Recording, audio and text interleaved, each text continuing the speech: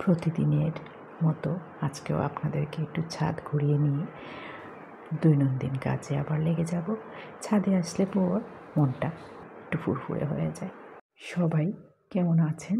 আশা করি ভালোই আছেন। আমিও ভালো থাকার চেষ্টায় আছি। নিরামিষ দিনে আমাদের ঘরে একটা রান্না দিয়ে হয় না, 3-4টা পদ তো থাকেই থাকে। আলুটাকে নুন হলুদ দিয়ে আলাদা করে ভেজে তুলে নিচ্ছি, আর একটু তেল দিয়ে তার মধ্যে জিরা, গোটা গরম মশলা, তেজপাতা সম্বাসে দিয়ে আর বেসিক মশলাগুলো দিয়ে দেবো। আমি সবসময় বলি রান্নাতে সম্বাস আর নুন আর চিনির প্রপোর্শনটা ঠিকঠাক হলে রান্নার মাত্রাটা আলাদাই হয়ে যায়। খুব ভালো করে মশলাটা কষে নিয়েছি। এইবার আলুগুলো দিয়ে দিলাম।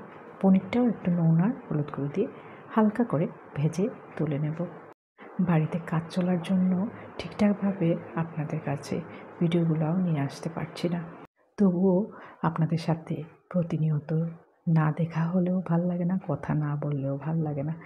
পনিরের তো নানা রান্নাই আমরা করে থাকি, কিন্তু এইভাবে আলু পনিরের পাতলা ঝোলটা খেতে কিন্তু ভালোই লাগে, তাই না?